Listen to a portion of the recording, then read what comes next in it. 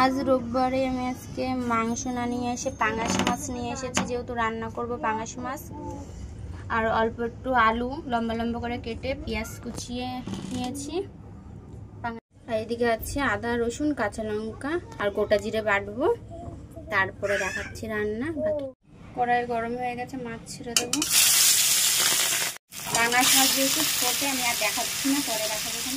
মাছ ভাজা হয়ে গেছিলো, মাছের তেলে দিয়ে দিচ্ছি আলু ভাজবে। এই যে মাছ ভাজবো, পাঙাশ মাছ ভেজে নিই। আবার পেঁয়াজ দিয়ে দেবো, দিয়ে হয়ে গেছে। এবার আমি ভেজে নিই ভালো করে। হচ্ছে এর মধ্যে একটু নুন দিয়ে দিই, তাহলে একটু তাড়াতাড়ি করে নরম হয়ে যাবে। সামান্য একটু নুন দিলাম।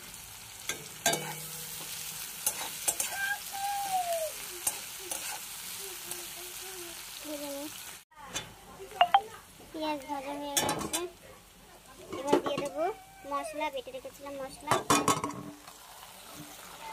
এটা হচ্ছে আদা জিরে রসুন কাঁচা লঙ্কা বেটে।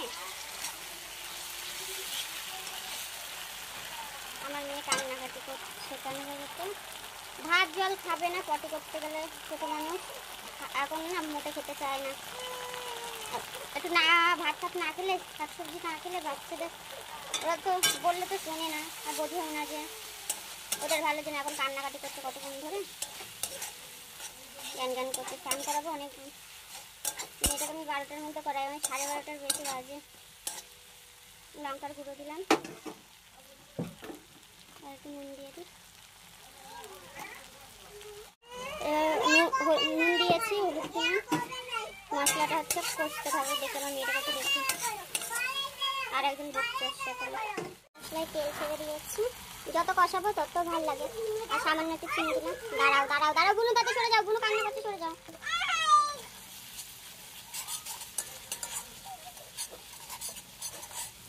যত মশলা কষাবো তেল ছাড়বে, তত হচ্ছে তরকারির টেস্ট বাড়বে। মেয়েটা হচ্ছে একটু করতে পারবে। এবার আমি আলুটা দিয়ে দেবো।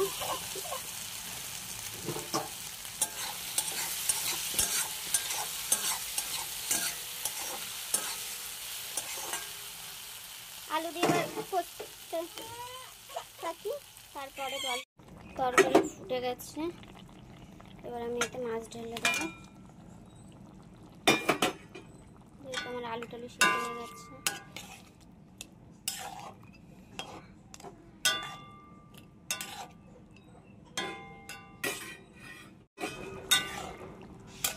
যে বললাম না পটির জন্য মেয়েটা কাঁদছে, এতক্ষণ পরে করলো কুতরাই কুতরে। তা আমি এটা ঢেকে দিই, এই ছাই গরম মশলাটা দিয়ে একটু ফুটে নিই। ঢেকে দিলাম, একটু হোক।